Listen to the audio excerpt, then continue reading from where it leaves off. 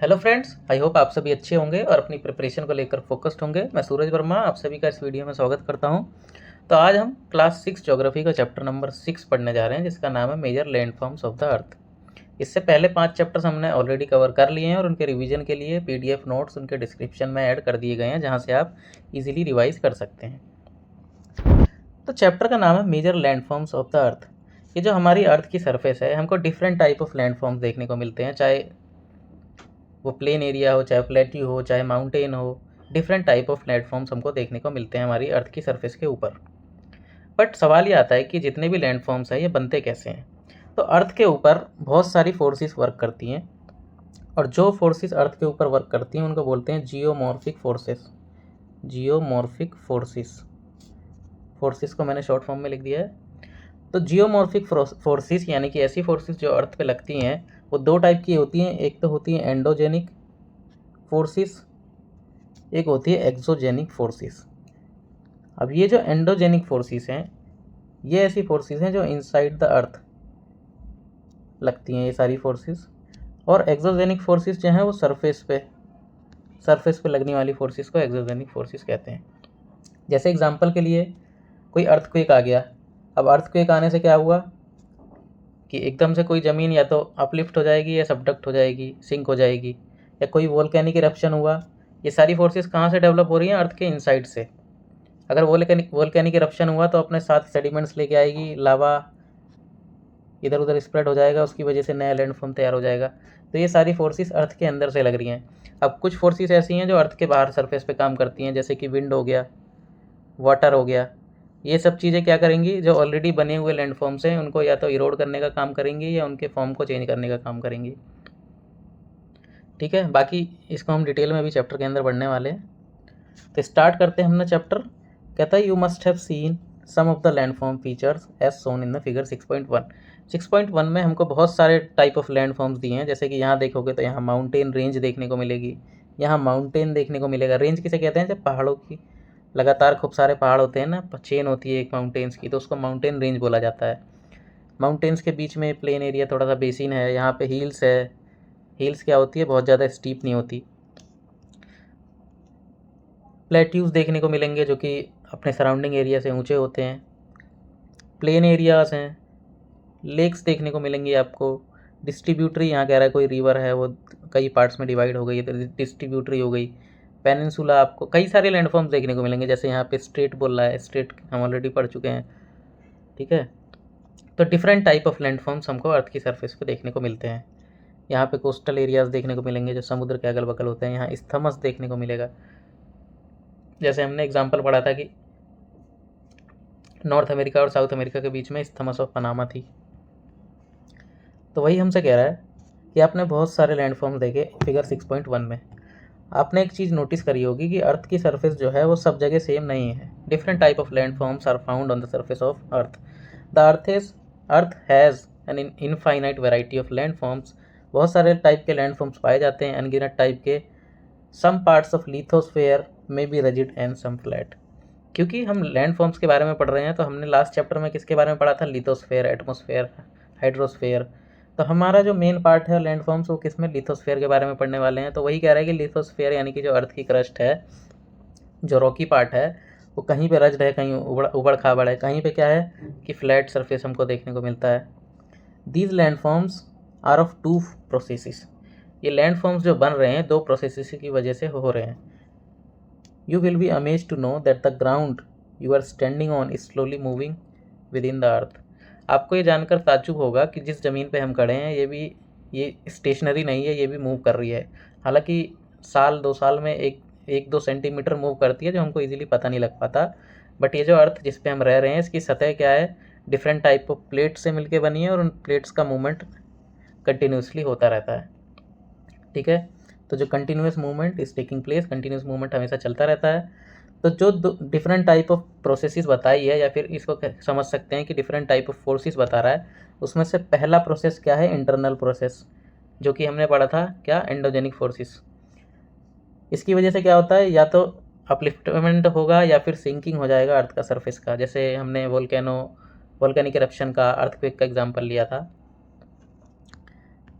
दूसरा कहता है कि दूसरा प्रोसेस क्या है, एक्सटर्नल फोर्सेस हैं जो कि अर्थ की सरफेस पे काम करती है, जिसको एंडोजेनिक फोर्सेस बोला जाता है, सॉरी एक्सोजेनिक फोर्सेस बोला जाता है। इसकी वजह से क्या होता है, कंटिन्यूस वेयरिंग डाउन होता है कि ये चीज़ों को धीरे धीरे डैमेज करती है। और rebuilt of the land surface, मतलब जैसे पहाड़ है, इसके ऊपर बारिश पड़ी, अब वो क्या करेगी, इसकी अर्थ की सरफेस को इरोड करेगी, फिर वो ले जाके कहीं और जमा कर देगी, मतलब कहीं से तो इस वेयरिंग डाउन करेगी और कहीं पे रीबिल्डिंग करेगी। या मिट्टी है, मान लो मिट्टी को ऊपर से इरोड करके ले गई, नीचे कहीं और जमा कर दिया, तो एक जगह से वेयरिंग डाउन होगा, दूसरी तरफ से रीबिल्डिंग होगी सरफेस पे। The wearing away of the earth surface is called erosion. ये जो वेयरिंग अवे हुआ इसको इरोजन बोला जाएगा। और ये जहाँ पे ले जाके इसने सेडिमेंट्स को अपने सेटल डाउन कर दिया, यहाँ पे क्या बोला जाएगा, डिपोजिशन। तो वही हमसे कह रहा है कि the wearing away of the earth surface is called erosion, the surface is being lowered by the process of erosion and rebuilt by the process of deposition. तो डिपोजिशन से चीज़ें बनती हैं और इरोजन की वजह से क्या होता है, सरफेस और ज़्यादा लोवर्ड हो जाता है, मतलब डैमेज कर देती है उस चीज़ को। These two processes are carried out by running water, ice, wind. यानी कि जो एक्सटर्नल फोर्सेस है इसमें रनिंग वाटर भी हो सकता है, आइस हो सकता है, जिस तरीके से ग्लेशियर पिघलता है जब वो पहाड़ों से नीचे आता है तो वो भी इरोजन करता है। रनिंग वाटर, जब रिवर अपने रास्ते में बहती है तो मिट्टी वगैरह, सेडिमेंट्स वगैरह सब कुछ काटते हुए ले जाती है और कहीं और ले जाकर डिपॉजिट कर देती है। विंड देखोगे तो विंड भी क्या करती है, चीज़ें एक जगह से उठा के दूसरी जगह ले जाके उसको सेटल डाउन कर देती है। जैसे इसका ईजी एग्जांपल आप देख सकते हो कि आप रेगिस्तानी इलाके में जाओगे तो आप देखोगे कि जहाँ पे आपको पहले एक टॉम्ब टाइप का दिख रहा था, अब वो उस जगह पे आपको नहीं दिखेगा, वो कहीं और उड़ के चला गया होगा, वो मिट्टी कहीं और सेटल डाउन हो गई हो, अगर कोई ऊंचा सरफेस होगा तो ब्रॉडली ये जितने भी लैंडफॉर्म्स हैं, ब्रॉडली हमको इस चैप्टर के अंदर 3 मेजर लैंडफॉर्म्स के बारे में पढ़ना है, जिसमें से पहला आता है माउंटेन्स, दूसरा प्लेट्यू, तीसरा प्लेन। ठीक है, यहाँ पे एक बॉक्स था जो हमको पढ़ना है, क्योंकि हम एग्जाम पॉइंट ऑफ व्यू से जितने भी पॉइंटर्स बन सकते हैं उन सबको देखेंगे।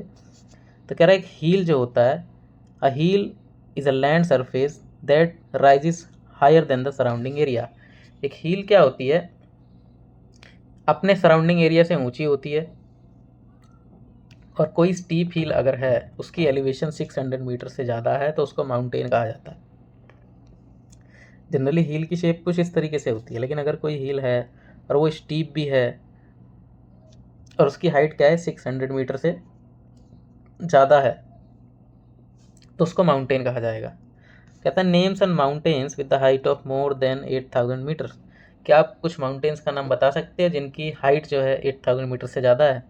तो इसमें आप माउंट एवरेस्ट जिसकी हाइट 8848 मीटर्स थी उसके बारे में लिख सकते हो, K2 का एग्जाम्पल लिख सकते हो, और बाकी आपको होमवर्क है कि आपको रिसर्च करनी है कि और कितने माउंटेन्स हैं जिनकी हाइट 8000 मीटर से ज़्यादा है। तो आते हैं, हमारा फर्स्ट टॉपिक है mountains. Mountain in any natural elevation on the earth surface. Mountain क्या है, नेचुरल एलिवेशन है अर्थ के सरफेस का, कि नेचुरली वो अर्थ की सरफेस क्या हुई है, ऊपर उठ गई है। माउंटेन जो है उनकी स्मॉल समिट यानी कि एपेक्स जो होता है, जो इनका टॉप होता है, टॉप तो इनका बहुत ज़्यादा नैरो होता है और जो बेस होता है वो ब्रॉड होता है, with a broader base. It is considerably higher than the surrounding area, और ये अपने आसपास के इलाके से बहुत ज़्यादा ऊंचे होते हैं। और कुछ माउंटेन्स तो ऐसे होते हैं जो कि क्लाउड्स से भी ज़्यादा ऊंचे होते हैं, और जैसे जैसे आप ऊपर जाते जाते हैं तो क्लाइमेट क्या होता जाता है, कोल्डर होता जाता है। ये हमने पिछली क्लासेस में बार बार पढ़ा है। कुछ माउंटेन्स में permanently frozen river of ice देखने को मिलती है, जिसको ग्लेशियर बोला जाता है। अब यहाँ पे कुछ लोगों का कन्फ्यूजन होता है कि ग्लेशियर किसको बोलते हैं। ग्लेशियर उस बर्फ़ को बोलते हैं जो पहाड़ के ऊपर है, या ग्लेशियर हम उस पहाड़ को बोलते हैं, या नीचे जो रिवर बह रही है मेल्ट होके उसको ग्लेशियर बोलते हैं। तो ग्लेशियर जो होता है, अगर कोई माउंटेन है उसके ऊपर बर्फ़ जमी हुई है कई सालों से और उसकी शीट बहुत ज़्यादा मोटी हो गई है, और एक समय ऐसा आएगा कि ये शीट ऑफ आइस मूवमेंट करना स्टार्ट कर देगी, और जब ये मूव करेगी तो उस केस में इसको ग्लेशियर बोला जाता है। इसलिए कहता है permanently frozen reverse of ice, उसको ग्लेशियर बोला जाता है। मतलब जब ये स्टेशनरी है उस केस में इसको ग्लेशियर नहीं बोला जाएगा, जब ये मूवमेंट करेगा और हाई प्रेशर हाई लोड होने की वजह से जब ये मूवमेंट स्टार्ट कर देगा तो उसको ग्लेशियर बोला जाता है। There are some mountains you can not see as they are under the sea. और ऐसा नहीं है कि जो हमको सरफेस पे देखने को मिल रहे हैं यही खाली माउंटेन्स हैं, अंडर वाटर माउंटेन्स भी होते हैं। जो ये तो हमको सरफेस पे दिख रहे हैं, बट पानी के अंदर भी बहुत सारे माउंटेन्स होते हैं जो हमको दिखते नहीं हैं बट रियलिटी में होते हैं। Because of harsh climate less people live in the mountain areas. क्योंकि माउंटेन एरियाज़ में क्लाइमेट जो है वो हार्श होता है और स्लोप भी बहुत ज़्यादा स्टीप होता है, मतलब एकदम खड़ी चढ़ाई होती है। Less land is available for farming, और इसलिए लेस लैंड जो है अवेलेबल होती है फार्मिंग के लिए, और यहाँ पे हमको इन एरियाज़ में कम पॉपुलेशन देखने को मिलती है। अब यहाँ पे एक चीज़ समझना, क्योंकि आगे हमारा थोड़ा सा आगे डिस्कस करेंगे उसको। माउंटेन्स में be arrange in a line known as range, mountain range. जैसे अगर माउंटेन्स की बहुत सारी चेन है तो उसको माउंटेन रेंज बोलेंगे। Many mountains consist of series of parallel ranges extended over hundreds of kilometre. बहुत सारे माउंटेन्स हैं जिनकी 100 ऑफ किलोमीटर्स तक रेंजेस है। जैसे एग्जाम्पल के लिए हिमालय माउंटेन्स जो कि एशिया में है, आल्प्स माउंटेन्स जो कि कहाँ है, यूरोप में है। इसको याद करना है कि हिमालय कहाँ है, एशिया में, आल्प्स यूरोप में, और एंडीज़ जो है वो साउथ अमेरिका में। यहाँ लिखा हुआ है, आगे लिखा भी हुआ है कि रेंजेस ऑफ हिमालय कहाँ है, एशिया का, आल्प्स यूरोप का, और एंडीज़ कहाँ है, साउथ अमेरिका का। Mountains vary in their height and shapes. Mountains different types के हो सकते हैं अपनी हाइट के अकॉर्डिंग या फिर उनकी शेप के according. There are 3 type of mountains. अब हमारा कंसेप्ट आता है कि माउंटेन्स कितने टाइप के होते हैं। तो जनरली हमें 3 टाइप के माउंटेन्स के बारे में पढ़ना है, बट उससे पहले एक चीज़ समझनी है कि जो हमारा अर्थ का सरफेस है वो बहुत सारी टेक्टोनिक प्लेट से मिलकर बना है। कुछ मेजर प्लेट्स हैं, कुछ माइनर प्लेट हैं। मतलब ये जो हमको एक सतह दिख रही है, सतह एक नहीं है, बहुत सारी छोटी छोटी टेक्टोनिक प्लेट से मिलकर बना है।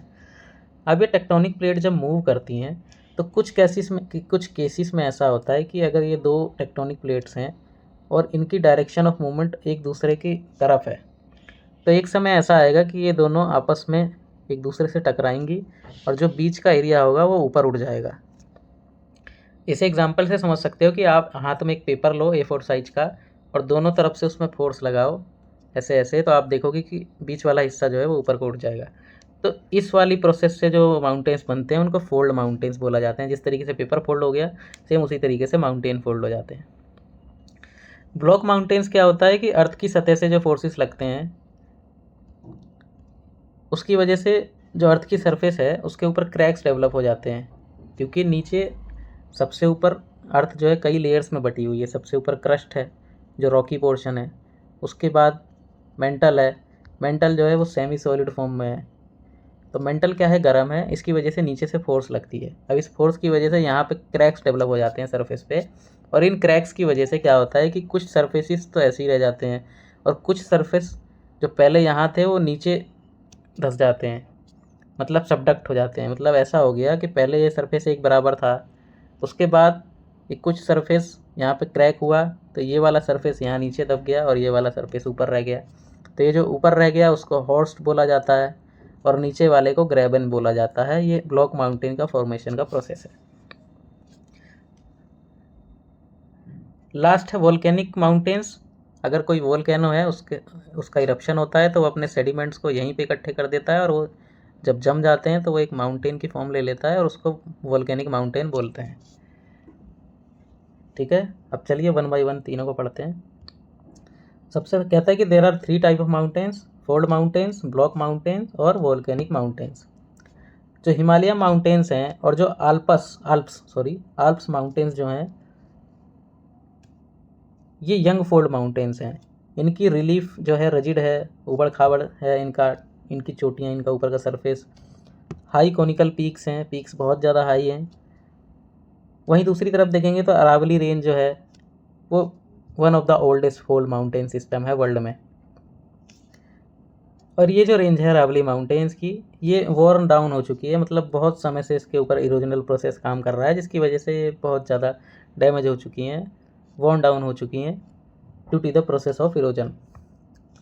अपलेशियंस देखोगे नॉर्थ अमेरिका में और Ural mountains in Russia have rounded features and low elevation. मतलब ये कुछ ऐसे माउंटेन्स हैं जो कि बहुत समय पुराने हैं और इनके ऊपर इरोजनल प्रोसेस होने की वजह से इनके ऊपर की जो कॉनिकल पीक्स हैं ये राउंड हो चुकी हैं, इनकी हाइट जो है वो कम हो चुकी है। तो ये सारे हमने देखे एग्जाम्पल किसके, फोल्ड माउंटेन्स के। एक बार दोबारा देख लेते हैं कि Aravalli, Himalaya mountains, Alps mountains, Appalachians, Ural mountains, ये सारे किसके एग्जाम्पल हैं, हमारे फोल्ड माउंटेन के एग्जाम्पल्स। और जिसमें से हिमालय और आल्प्स ये यंग फोल्ड माउंटेन्स हैं और अरावली, अपलेशियन और यूराल जो हैं ये ओल्ड फोल्ड माउंटेन्स हैं। नेक्स्ट हम आते हैं ब्लॉक माउंटेन्स पे। फॉर्मेशन मैंने बता दिया है। Block mountains created when large areas are broken, जब लार्ज एरिया ब्रोकन हो जाता है और डिस्प्लेस हो जाता है वर्टिकली, मतलब यहाँ पे कोई एरिया है उसके बीच में क्रैक आ गया तो ये वाला हिस्सा नीचे आ गया, ये हिस्सा ऊपर चला गया, तो इस कारण से क्या होता है, ब्लॉक माउंटेन्स का डेवलपमेंट होता है, फॉर्मेशन होता है। तो जो अपलिफ्टेड ब्लॉक्स होते हैं, ये जो ऊपर वाले ब्लॉक्स हैं इनको हॉर्स्ट बोला जाता है, और जो लोअर ब्लॉक्स हैं उनको ग्रेवन बोला जाता है। ये बहुत ज़्यादा इंपॉर्टेंट है एग्जाम के पर्पज़ से, क्योंकि यहाँ सवाल पूछ लेता है कि ब्लॉक्स माउंटेन्स का जो अपलिफ्टेड पार्ट होता है उसको क्या बोला जाता है, तो उसको हॉर्स्ट बोला जाता है और जो लोअर ब्लॉक होता है उसको ग्रेवन बोला जाता है। ये बहुत ज़्यादा इंपॉर्टेंट है। जैसे Rhine valley and Vosges mountain in Europe are example of such mountain system. Locate them on the world map in the atlas and find out some more example of this type of landforms. ये आपका homework है कि आपको Atlas पे या Google करके कैसे भी आपको इनकी लोकेशन पता करनी है, राइन वैली और वोस्जेस माउंटेन। और अभी के लिए आपको क्या याद रखना है कि ये दोनों किसके एग्जाम्पल हैं, ये दोनों ब्लॉक माउंटेन के एग्जाम्पल हैं। नेक्स्ट आते हैं हम वोल्केनिक माउंटेन्स पे। Volcanic mountains are form due to volcanic activity. Example के लिए माउंट किलीमंजारो जो कि अफ्रीका में है और माउंट फूजियामा जो कि जापान में है, ये दोनों वोल्केनिक माउंटेन्स के एग्जाम्पल हैं। आगे बढ़ते हैं। Mountains are very useful. Mountains जो है बहुत ज़्यादा यूजफुल होते हैं। Mountains are a store house of water, क्योंकि देखो कि जितने भी ग्लेशियर्स वगैरह हैं वो सारे माउंटेन्स एरियाज में से ही निकलते हैं। Many reverse have their source in the glacier in the mountains. जैसे हमारी गंगा रिवर है, ब्रह्मपुत्रा रिवर है, यमुना रिवर है, जितनी भी रिवर्स नॉर्थ इंडिया की हैं वो लगभग उनका स्टोर हाउस क्या है, ग्लेशियर्स हैं, जो कि कहाँ पाए जाते हैं, माउंटेन एरियाज में। Reservoirs are made and water is harnessed for use of people. Water from mountains is also use for irrigation and generation of hydro electricity. तो ये जो पानी आता है पहाड़ों से, ग्लेशियर से पिघल के, इसके हम रिजर्वायर बना के इससे इलेक्ट्रिसिटी, हाइड्रो इलेक्ट्रिसिटी जनरेट कर सकते हैं, सिंचाई कर सकते हैं, इरिगेशन कर सकते हैं, लोग अपने लिए यूज कर सकते हैं। The river valleys and terraces are ideal for cultivation of crop. और ये जो रिवर वैलीज होती है माउंटेन एरियाज़ में, और जो टेरेसिस होते हैं जिस पे टेरेस फार्मिंग करी जाती है, वो बहुत ज़्यादा आइडियल होते हैं माउंटेन एरियाज़ में कल्टीवेशन के लिए, क्रॉप्स के। Mountains have a rich variety of flora and फोना। फ्लोरा मतलब वहाँ की वेजिटेशन कैसी है, फोना मतलब वाइल्ड लाइफ, जीव जंतु किस प्रकार के पाए जाते हैं, तो वहाँ पे wide variety of flora and fauna देखने को मिलती है। The forest provide fuel, fodder, shelter and other products, different type of products like gum, resin etcetera.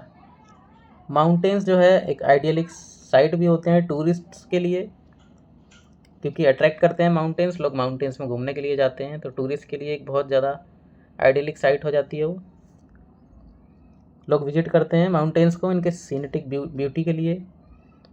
और बहुत सारे स्पोर्ट जैसे paragliding, hand gliding, river rafting, skiing are popular in the mountains. कह रहे can you name the sport, तो इसका नाम क्या है, स्कीइंग। यहाँ पे देखो, यहाँ दिखा रहा है कि एक वोल्केनिक इरप्शन हुआ, तो यहाँ से ये जो लावा आएगा वो सारा यहीं डिपॉजिट हो जाएगा और वोल्केनिक माउंटेन का फॉर्मेशन हो जाएगा। जैसे यहाँ पे एक वोल्केनिक माउंटेन का एग्जाम्पल दिया हुआ है। नेक्स्ट हम आते हैं plateau.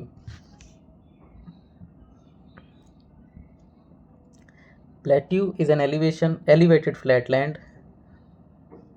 It is a flat top table land standing above the surrounding area.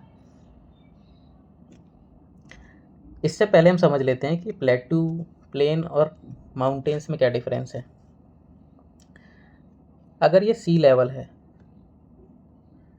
क्योंकि सी लेवल के रिस्पेक्ट में ही किसी चीज़ की हाइट नापी जाती है, तो सी लेवल से अगर 200 मीटर तक का एलिवेशन है, 200 मीटर मैक्सिमम, तो ये बिल्कुल ना के बराबर होता है, मतलब सी लेवल के बराबर भी हो सकता है, मैक्सिमम 200 मीटर तक हो सकता है।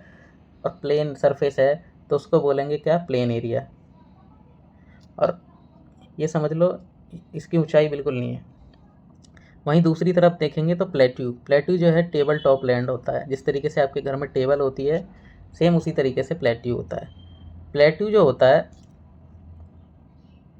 माउंटेन्स के कंपैरिजन में, अगर ये माउंटेन है, इसके कंपैरिजन में इसका सरफेस देखोगे तो लगभग इवन होता है अगर इससे कंपेयर करें तो।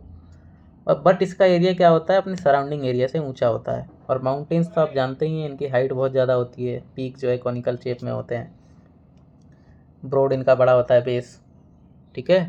तो प्लेन क्या है, निचला एरिया है जो कि रिवर वैलीज़ के आसपास का इलाका है, फॉर्मेशन हुआ है इसका रिवर्स वगैरह के सेडिमेंट्स के डिपॉजिट होने से। प्लेट्यू जो है वो अपलिफ्टेड पार्ट है लैंड का। और माउंटेन्स जो हैं वो तो बहुत ज़्यादा ऊंचे होते हैं, और उनकी शेप भी कैसी होती है, कॉनिकल शेप होती है। तो अब हम प्लेट्यू पे आते हैं अपने।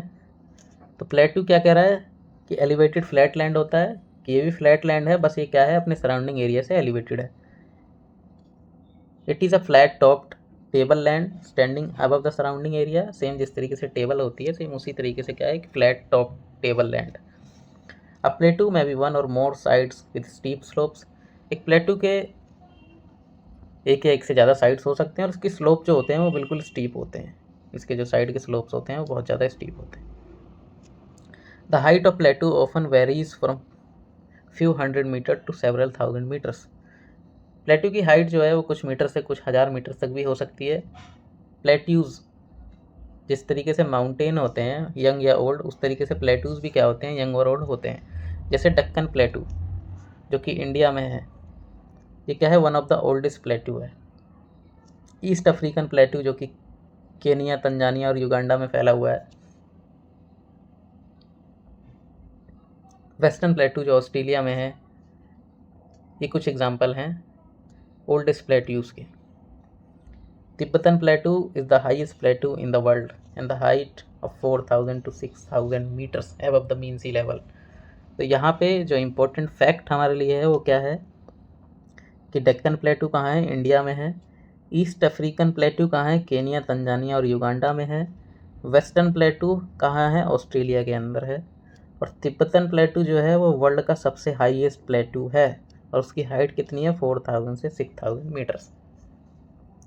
Plateaus are very useful because they are rich in mineral deposits. जो प्लेट्यूज होते हैं उनके अंदर मिनरल्स की मात्रा बहुत ज़्यादा होती है। As a result mining areas in the world are located in the plateau areas. इसीलिए जितनी भी माइनिंग इंडस्ट्रीज, माइनिंग एरियाज आप देखोगे वो सारे आपको प्लेट्यू रीजन में ही देखने को मिलेंगे। ईस्ट अफ्रीकन प्लेट्यू जो कि फेमस है किसके लिए, गोल्ड और डायमंड के लिए। इंडिया के अंदर भी ह्यूज रिजर्व्स देखने को मिलते हैं आयरन के, लोहा, कोयला, मैंगनीज, इन सब के। कहाँ पे, Chota Nagpur plateau.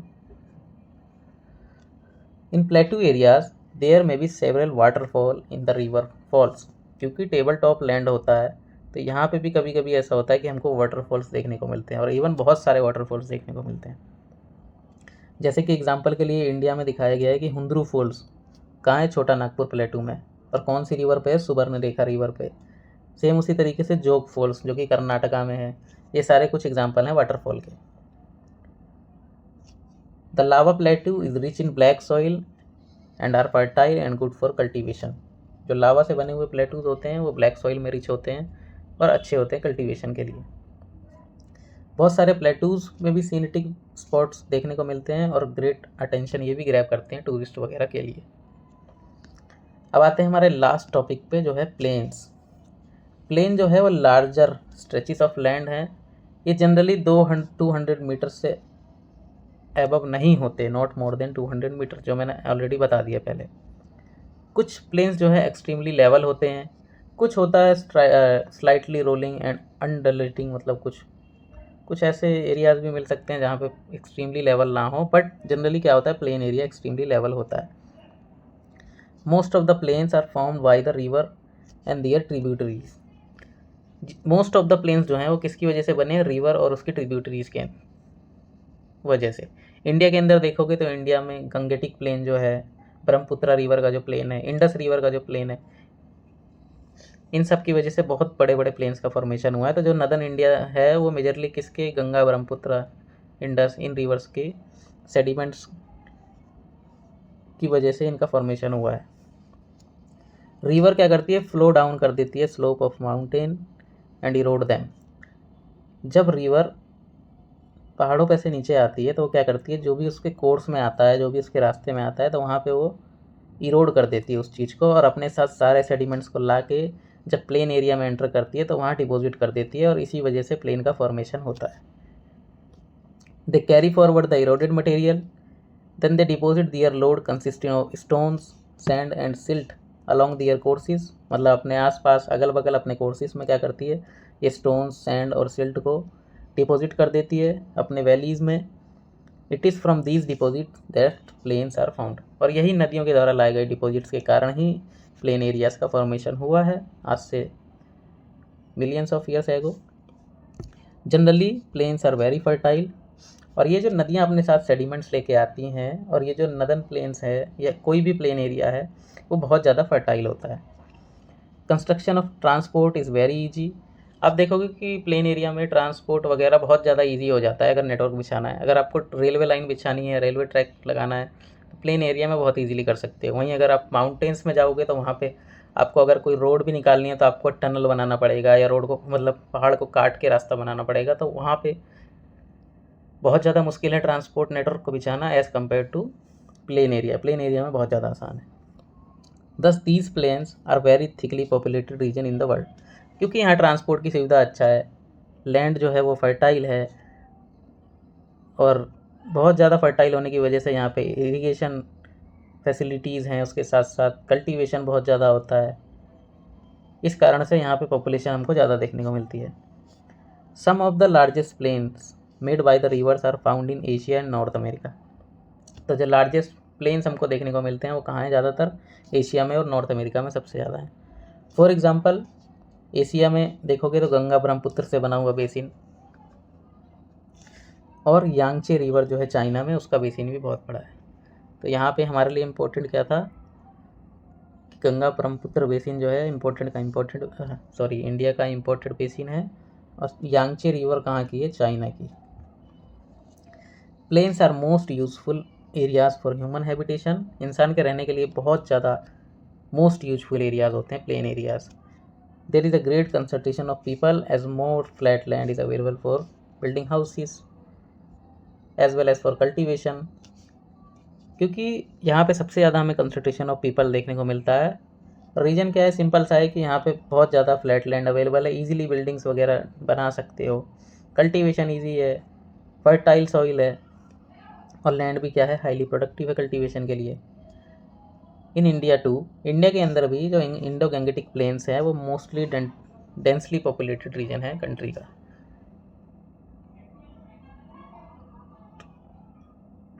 Next, land forms of the people.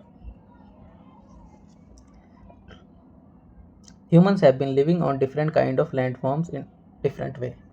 इंसान जो है अलग अलग टाइप के लैंड फॉर्म्स में अलग अलग तरीके से रहता हुआ आया है और रहता है। जिस तरीके से लाइफ क्या है माउंटेनी एरियाज़ में डिफ़िकल्ट है, प्लेन जो है वो बेटर कंडीशंस प्रोवाइड करता है, इजी कंडीशंस प्रोवाइड करता है रहने के लिए। It is very easy to grow crops, build a house for a road in a plain area than a mountain. Mountain में चीज़ें मुश्किल हैं, प्लेन एरियाज़ में आसान है।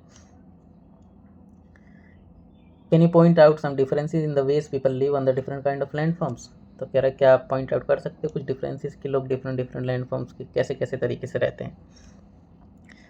कभी कभी क्या होता है, नेचुरल कैलेमिटीज़ जैसे कि अर्थक्वेक, वोल्केनिक इरप्शन, या फिर कोई स्टॉर्म आ गया, तूफान आ गया, फ्लड आ गया, इसकी वजह से वाइड स्प्रेड डिस्ट्रक्शन देखने को मिलता है हमको।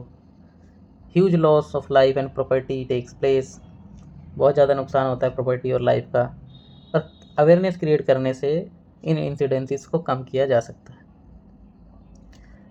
You may found out from our surrounding in how many ways we use the land and water. Quite often we use the land in a wasteful manner. आप अपने आसपास देखोगे कि हम किस तरीके से लैंड और वाटर का यूज कर रहे हैं, तो हम बहुत गलत तरीके से, बहुत वेस्टफुल मैनर में लैंड का यूज कर रहे हैं। For example constructing house on a fertile land, मतलब कोई ऐसी लैंड है जहाँ पे सॉइल बहुत ज़्यादा फर्टाइल है, वहाँ पे हम क्या कर दे रहे हैं, कंस्ट्रक्शन कर दे रहे हैं। Similarly we throw garbage on land और in water making them dirty. Similarly हम गार्बेज फेंक दे रहे हैं लैंड पे और क्या कर रहे हैं, डर्टी कर दे रहे हैं वाटर को। We should avoid using such important gifts of the nature in the careless manner, और हम जिस तरीके से केयरलेस मैनर में नेचुरल रिसोर्सेज का यूज कर रहे हैं इसको हमें अवॉइड करना चाहिए। The available land is not only for our use, it is our duty to leave the earth a better place for future generations as well. यानी कि ये जो लैंड अवेलेबल है ये खाली हमारे पर्सनल यूज के लिए नहीं है, ये हमारी ड्यूटी है कि हम अर्थ को बेटर प्लेस बनाएं ताकि फ्यूचर वाली जो आने वाली जनरेशन है हमारी उसके लिए मुश्किलें खड़ी ना हो। तो ये चैप्टर हमारा यहीं ख़त्म होता है। एक बार ये देख सकते हैं, do you know Swachh Bharat mission, healthy mind lives in healthy body and for a healthy body clean environment particularly clean water air and hygienic surroundings are prerequisites. Swachh Bharat mission government of India programme is to achieve all this for people. मतलब ये कह रहा है कि healthy mind चाहिए, मतलब healthy mind जो है वो एक हेल्दी बॉडी में ही रहता है, और अगर एक हेल्दी बॉडी चाहिए तो आपको हेल्दी इन्वायरमेंट बनाना पड़ेगा, जैसे कि हेल्दी क्लीन वाटर होना चाहिए, क्लीन एयर होनी चाहिए, हाइजीनिक सराउंडिंग होना चाहिए, तभी आपकी बॉडी हेल्दी होगी और आपका माइंड भी हेल्दी होगा। एक बार इसके MCQ देख लेते हैं। तो the mountains differ from the hills in terms of, mountain और हिल में डिफरेंस किस चीज़ का होता है, स्लोप का, एस्पेक्ट का, या एलिवेशन का। तो एलिवेशन का होता है, 600 मीटर से ज़्यादा होती है तो माउंटेन्स होते हैं। Glaciers are found in, glacier कहाँ पाए जाते हैं, माउंटेन्स में। The Deccan plateau is located in, Deccan plateau कहाँ है, इंडिया के अंदर है। रिवर यांगचे कहाँ फ्लो करती है, चाइना में। Important mountain range of Europe, Europe के अंदर कौन से थे, आल्प्स। रॉकीज और एंडीज कहाँ थे, अमेरिका के थे। जो रॉकीज था वो नॉर्थ अमेरिका का था, एंडीज साउथ अमेरिका का था। तो ये चैप्टर यहाँ हमारा ख़त्म होता है। आई होप ये चैप्टर आपको इजीली समझ में आया होगा। तो थैंक यू फॉर वॉचिंग, और अगर वीडियो अच्छी लगी हो तो इसको लाइक ज़रूर करना और चैनल को सब्सक्राइब करना ना भूलें और अपने दोस्तों के साथ शेयर करें। चलिए मिलते हैं नेक्स्ट वीडियो में, तब तक के लिए धन्यवाद।